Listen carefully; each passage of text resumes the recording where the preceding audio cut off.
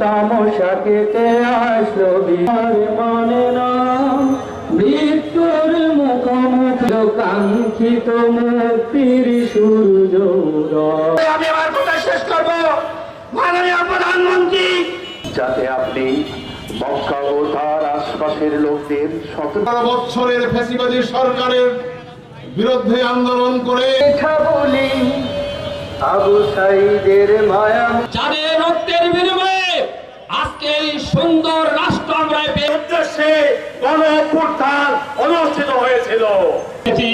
উপস্থিতির উদ্দেশ্যে বলতে চাই, কোরআনের একটি আয়াতে কারিমা আমি তেলাওয়াত করেছি। আল্লাহ রাব্বুল আলামিন আমার নেই আবেগের শেষ, যাদের সালে হাসিনার বিরুদ্ধে